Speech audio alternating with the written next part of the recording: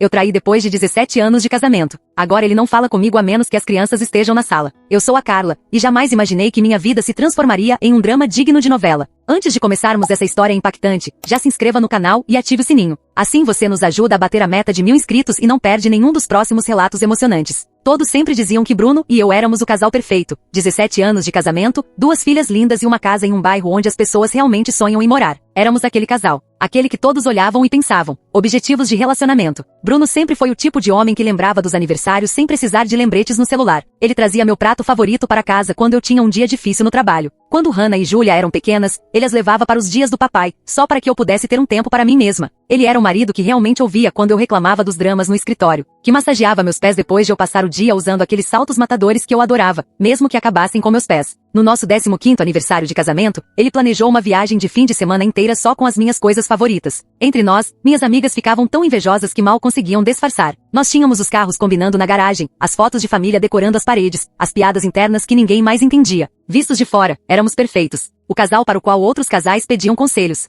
Como vocês ainda se olham assim depois de tantos anos? Perguntavam nos churrascos do bairro, e eu sorria com aquele ar de quem sabia o segredo, enquanto Bruno passava o braço pela minha cintura. Quando outras esposas reclamavam de maridos esquecendo datas importantes ou largando meias sujas pelo chão, eu balançava a cabeça com simpatia, mas por dentro me sentia superior. Bruno não era como os outros maridos. Ele era atencioso, cuidadoso, exatamente o que eu sempre quis. Pelo menos, era o que eu acreditava querer. Mas, em algum momento por volta do 15º ano, comecei a me sentir inquieta. Aquela previsibilidade que antes me dava segurança começou a parecer sufocante. Eu sabia exatamente o que Bruno iria dizer antes mesmo de abrir a boca. Eu conseguia antecipar cada gesto, cada pensamento dele. Os encontros a dois viraram rotina, só mudava o restaurante, mas a conversa era sempre a mesma. O sexo parecia uma coreografia repetida milhares de vezes. Não era ruim, só automático, mecânico. Comecei a notar pequenas coisas que me irritavam. O jeito que ele pigarreava antes de falar, como verificava 3 vezes se as portas estavam trancadas antes de dormir, suas reações sempre iguais a tudo. Deus, aquela previsibilidade me sufocava. Eu observava do outro lado da mesa de jantar, falando sobre seu dia no trabalho, e pensava, é só isso? É tudo que me espera pelos próximos 30 anos? Nunca falei nada, claro. Que tipo de ingrata reclama de ter um marido que realmente é bom?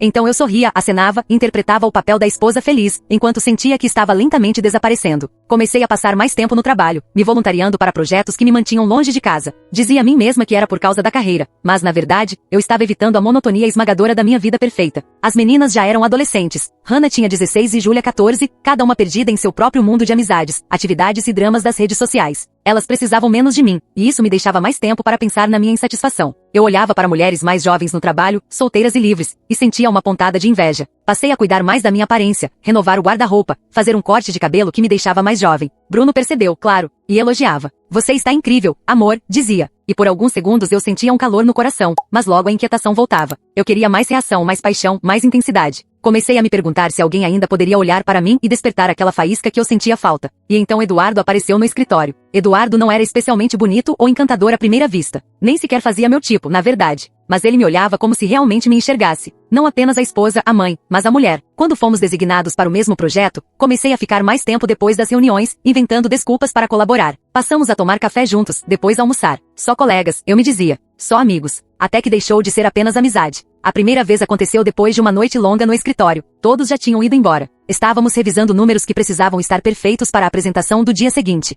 Ele pegou o mesmo arquivo que eu. Nossas mãos se tocaram. E de repente 17 anos de casamento evaporaram no calor de algo novo, algo proibido. Eu me disse que era apenas um erro, um momento de fraqueza. Mas aconteceu de novo. E de novo. Eu me tornei alguém que não reconhecia, inventando desculpas para ficar até tarde, apagando mensagens, criando mentiras elaboradas. O caso com Eduardo durou 6 meses antes de Bruno descobrir. 6 meses vivendo uma vida dupla, me sentindo mais viva do que em anos, mas ao mesmo tempo carregando o peso esmagador da traição. Eu justificava de 1000 maneiras. Bruno tinha se acomodado. Nós havíamos perdido a chama. Eu merecia me sentir desejada. Eduardo me entendia de um jeito que Bruno nunca entendeu. A ginástica mental que eu fazia para me colocar como vítima, em vez de vilã, era nível olímpico. Hoje, olhando para trás, vejo sinais de que Eduardo não estava realmente interessado em mim. Ele era mais jovem, ambicioso, provavelmente via em mim apenas uma oportunidade de se beneficiar. Mas no momento, a atenção dele era viciante. Cada elogio, cada beijo roubado no depósito, cada encontro secreto em hotéis parecia como respirar depois de anos sufocando. Convenci a mim mesma de que estava me apaixonando.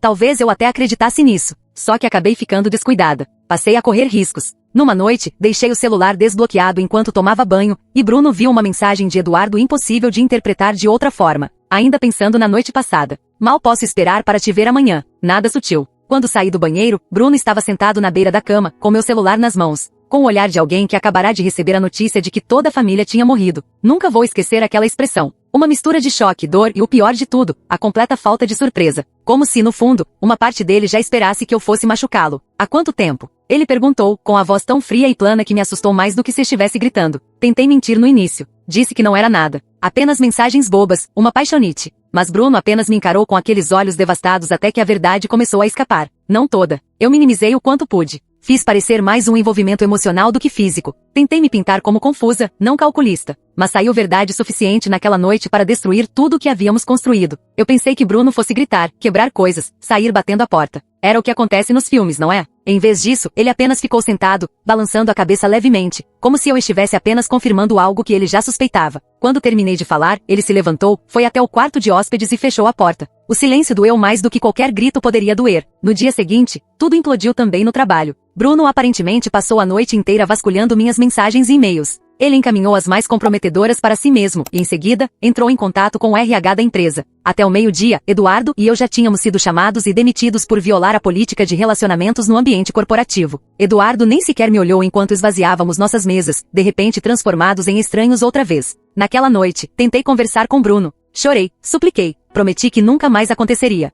Ele apenas me observou encenar meu arrependimento com olhos vazios antes de dizer: as meninas não podem saber disso. Vamos descobrir o que fazer. Mas elas não podem saber que a mãe delas é uma traidora. A palavra traidora bateu como um tapa no rosto. Eu quis argumentar, explicar que era mais complicado do que aquilo. Que nosso casamento já tinha problemas antes de Eduardo. Mas um único olhar para o rosto de Bruno foi suficiente para eu perceber que não adiantava. Na mente dele, existia apenas o antes de eu trair, e o depois sem nada no meio que tivesse importância. Nas semanas seguintes, tentei de tudo para consertar. Consegui um novo emprego rapidamente, para mostrar que estava sendo responsável. Iniciei terapia, esperando que ele visse que eu estava tentando me reconstruir. Espalhei bilhetes carinhosos pela casa, como fazia quando éramos recém-casados. Tentei tomar a iniciativa no sexo. Deus, foi um desastre. Ele literalmente virou as costas para mim e saiu do quarto. O único momento em que Bruno interagia comigo era quando Hannah ou Julia estavam presentes. Nesses instantes, ele se transformava em uma versão convincente de si mesmo, conversava normalmente, até sorria de vez em quando. Nossas filhas não faziam ideia de que havia algo errado. Era impressionante a perfeição da atuação dele. Mas assim que elas saíam da sala, era como se uma chave fosse virada e eu voltava a ser invisível. Por volta de 2 meses depois, cheguei ao desespero. Sempre soube que Bruno tinha fantasias que nunca havia expressado de verdade. Então, uma noite, depois que as meninas dormiram, sugeri que talvez devêssemos tentar um casamento aberto, só para ele.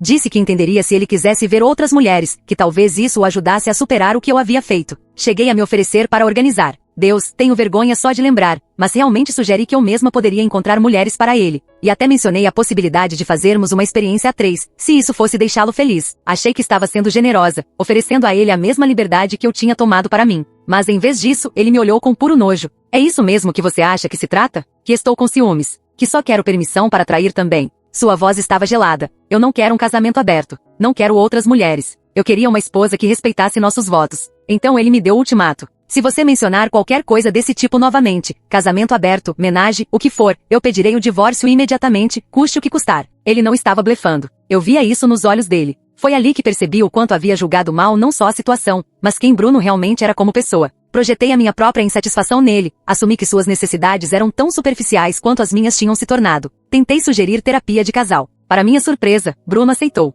Mas o consultório da terapeuta virou apenas mais um palco para nossa encenação. Bruno respondia educadamente às perguntas, fazia os exercícios, cumpria as tarefas de casa. Mas não havia nada por trás disso. Nenhum desejo real de se reconectar, apenas obediência mecânica. Depois das sessões, ele voltava imediatamente ao silêncio dentro de casa. Os meses passaram assim. Eu emagreci, não conseguia dormir, desenvolvi uma ansiedade que deixava meu peito sempre apertado. Enquanto isso, Bruno parecia estar indo bem. Conseguiu uma promoção no trabalho, passou a frequentar a academia regularmente, levava as meninas para viagens de fim de semana, sob a desculpa de me dar espaço.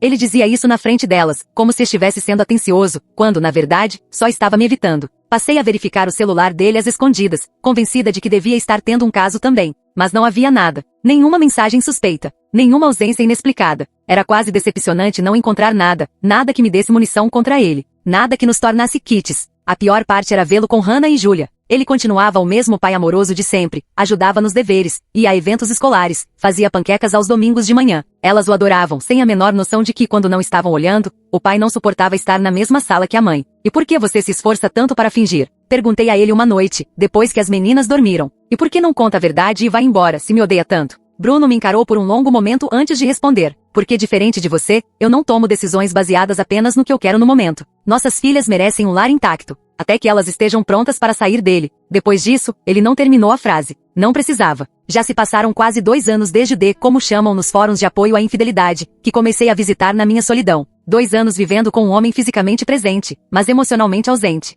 2 anos mantendo a fachada de casal perfeito para vizinhos, famílias, filhas. Hannah vai para a faculdade no próximo ano. Julia seguirá 2 anos depois. O relógio está correndo para o fim do meu casamento e eu sei disso. Já tentei de tudo. Pedidos de desculpa, sedução, culpa, raiva, indiferença. Nada atravessa o muro que Bruno construiu entre nós. Às vezes, pego ele me olhando quando acha que não vou perceber. Já não existe ódio em seus olhos, o que é quase pior. Existe apenas o nada. Indiferença total. Como se eu fosse uma estranha dividindo espaço temporariamente. O marido que costumava notar cada roupa nova, cada corte de cabelo, agora olha através de mim como se eu nem existisse. Na semana passada, encontrei documentos em sua gaveta, planos financeiros, informações sobre apartamentos próximos ao escritório. Uma consulta com um advogado de divórcios datada de poucas semanas depois de ele descobrir a traição. Ele vem planejando sua saída há quase 2 anos, apenas esperando o momento certo. E eu percebi que enquanto eu tentava desesperadamente salvar algo já morto, Bruno pacientemente construía sua rota de fuga. A parte mais dolorosa é que eu ainda o amo, ou pelo menos amo o homem que ele foi, a vida que tivemos. Sinto falta do conforto dos seus braços à noite, do som da sua risada, do jeito como me olhava como se eu fosse seu mundo inteiro. Eu joguei tudo fora por quê? Alguns meses de emoção com um homem que nem sequer se deu ao trabalho de me procurar depois que fomos demitidos? Na semana passada, Bruno falou diretamente comigo pela primeira vez em semanas. Vou levar Julia para comprar um vestido de formatura amanhã, disse, em tom perfeitamente neutro, como se falasse com uma conhecida casual. Ela quer que nós 2 estejamos lá. Você pode ir? Claro, respondi, pateticamente grata por aquela migalha de interação normal. Eu não perderia por nada. Ele apenas assentiu e se virou para sair do quarto. Bruno, chamei, com a voz embargada. Algum dia isso vai melhorar? Você algum dia vai me perdoar? Ele parou na porta, ainda de costas para mim. Por um momento, achei que não fosse responder. Eu já te perdoei, Carla, disse por fim, com a voz suave, mas firme. Tive que fazer isso, pela minha própria paz. Mas perdão não significa esquecer, e não significa ficar. Ele saiu sem olhar para trás, me deixando sozinha com a verdade que eu evitava. Meu casamento acabou. Ele já tinha acabado no instante em que eu decidi que meus votos valiam menos do que meus desejos. Em 3 meses, Hannah se forma. Em 5, vai para a faculdade. E então a contagem regressiva realmente começará. Vejo meu futuro se estender diante de mim, papéis de divórcio, venda da casa, divisão dos bens, assistir Bruno começar uma nova vida sem mim, enquanto eu fico com nada além de arrependimento e lembranças do que já fomos. Às vezes fantasio sobre voltar no tempo, impedir a mim mesma de mandar aquela primeira mensagem para Eduardo, de ficar até tarde no escritório naquela noite, de cruzar linhas que jamais poderiam ser descruzadas. Mas o tempo só segue adiante, e ações têm consequências. As minhas certamente tiveram. Na noite em que Bruno encontrou aquelas mensagens, ele me fez uma pergunta a qual eu não consegui responder naquele momento. Valerá a pena? 2 anos depois, deitada sozinha em nossa cama king size enquanto ele dorme no quarto de hóspedes, finalmente tenho minha resposta. Nada poderia valer essa sensação de vazio, esse colapso em câmera lenta de tudo que um dia considerei precioso. Fiz minha escolha, e agora vivo com ela. Todos os dias, vejo meu marido fingindo ainda ser meu marido enquanto planeja sua fuga. Todas as noites, adormeço sabendo que destruí algo valioso que jamais poderá ser reconstruído. E a pior parte, não tenho ninguém para culpar além de mim mesma, embora Deus saiba o quanto tentei distribuir essa culpa. Atribuí a Bruno por ser previsível demais, a Eduardo por me perseguir, ao meu trabalho, pelo ambiente sufocante que me empurrou a decisões ruins. A verdade é mais simples e mais difícil de encarar. Fui egoísta. Quis excitação sem consequências. Acreditei que poderia ter tudo, a estabilidade do meu casamento e o arrepio de um caso. Mas em vez disso, fiquei apenas com uma contagem regressiva até o dia em que Bruno finalmente partirá de vez. 3 meses até a formatura. 5 meses até Hannah ir para a faculdade. 24 meses até Julia seguir o mesmo caminho. E então compreenderei de fato o preço do que fiz. Quando a fachada finalmente cair e eu ficar de pé em meio às ruínas da vida que destruí. Nunca pensei que realmente aconteceria. Não de verdade. Mesmo com todos os sinais, parte de mim acreditava que Bruno acabaria me perdoando. Um perdão real. Que de algum modo, encontraríamos o caminho de volta um para o outro. Mas, na semana passada, Hannah se formou. Sentamos lado a lado entre aplausos e gritos de comemoração quando ela atravessou o palco com o Capelo e a Becca. Os pais de Bruno estavam lá. Meus pais também. Todos nós interpretando nossos papéis nesse desfile de família feliz. Após a cerimônia, enquanto posávamos para as fotos, o braço de Bruno sobre meu ombro parecia o de um estranho. Seu sorriso nunca alcançava os olhos quando me olhava, mas era genuíno quando abraçava Hannah. Organizamos uma pequena festa em casa. Nosso último evento como uma unidade familiar completa. Embora ninguém mais soubesse disso. Naquela noite, depois que todos se foram e as meninas estavam na cama, Bruno me entregou um envelope. Dentro, papéis de divórcio já preenchidos, apenas esperando pela minha assinatura. Fui mais do que justo nos arranjos financeiros, disse ele. A voz firme e prática, como se discutíssemos uma transação comercial. Você pode ficar com a casa até Júlia se formar, se quiser, ou podemos vendê-la e dividir o valor. Já encontrei um apartamento no centro. Fiquei olhando para ele. A realidade, enfim, me atingindo. Você vai mesmo fazer isso? Depois de todo esse tempo, ainda vai embora. Eu disse que iria, respondeu. Sem raiva na voz, apenas certeza. Fiquei por causa das meninas. Hannah já é adulta. Júlia vai entender. Você não precisa fazer isso, murmurei. As lágrimas brotando. Podemos resolver. Casais se recuperam de casos o tempo todo. Bruno me olhou com algo quase parecido com piedade. Não se trata mais do caso, Carla. Trata-se do fato de que não confio em você. Eu nem sei mais quem você é. A mulher com quem me casei não teria feito o que você fez, e certamente não teria sugerido que eu dormisse com outras mulheres para ficarmos quites. Esse casamento acabou há 2 anos. Só estava esperando o momento certo para tornar oficial. Ele se mudou no dia seguinte, enquanto Júlia estava na casa de uma amiga, levando apenas o que precisava para o novo apartamento, dizendo que poderíamos resolver o restante depois. Quando Júlia voltou e descobriu, ficou devastada. Culpo-me de imediato, como se instintivamente soubesse que seja o que for que tivesse acontecido, era minha culpa. Bruno nunca contou a ela sobre o caso, manteve sua promessa. Mas ela tem 16 anos. Não é ingênua. Desde então mal fala comigo. Em poucas semanas, a notícia da nossa separação se espalhou pelo círculo social. Tentei controlar a narrativa, sugerindo que apenas havíamos nos afastado. Mas então veio o golpe final. Bruno começou a namorar. Não de forma casual, nem saindo com várias pessoas como imaginei, mas seriamente com uma só mulher, alguém do escritório dele, como descobri depois. Rebeca. Até o nome soa íntegro e confiável. A primeira vez que os vi juntos foi em um restaurante no centro. Eu almoçava com uma amiga quando eles entraram. De mãos dadas, Bruno parecia feliz, verdadeiramente feliz, de um jeito que eu não via há anos. Minha amiga também os notou, e em seguida me lançou um olhar de pena. Você sabia? Perguntou. Balancei a cabeça, incapaz de falar por causa do nó na garganta. Depois disso, a história começou a mudar. As pessoas pararam de me convidar para eventos em que Bruno estaria presente. Amigos de anos foram se aproximando dele. Até meus próprios pais, que inicialmente me apoiaram, começaram a comentar sobre segundas chances. E sobre como Bruno parecia estar bem depois de conhecer Rebeca. No torneio de tênis de Júlia, 8 meses após se mudar, Bruno pediu Rebeca em casamento. Júlia me contou, a voz misto de empolgação e acusação. O papai vai se casar de novo. Rebeca é muito legal. Ela realmente me ouve quando eu falo. O divórcio foi finalizado no mês passado. Bruno e Rebeca vão se casar na primavera. Júlia pediu para morar com eles depois do casamento. Hannah liga da faculdade, mas quando vem, visita o apartamento do pai, passando na casa apenas por obrigação. A bela casa que antes transbordava de amor agora parece um museu vazio de uma vida que não existe mais. Finalmente obtive respostas para perguntas que antes temia fazer. Bruno não vinha planejando secretamente sua saída desde o início. Ele realmente tentou me perdoar. Foi meu comportamento depois que matou qualquer chance de reconciliação. A manipulação. As sugestões de um casamento aberto. A recusa em assumir total responsabilidade. Como ele disse em nossa última conversa real, você não estava arrependida de ter traído. Você estava arrependida de ter sido pega. Ele tinha razão. Eu não estava verdadeiramente arrependida. Não no começo. Eu só estava desesperada para evitar as consequências. Para manter minha vida confortável e intacta. Quando compreendi de fato o que havia perdido, já era tarde demais. Encontrei Eduardo na semana passada, a primeira vez desde que fomos demitidos. Ele também está casado agora, com alguém mais jovem.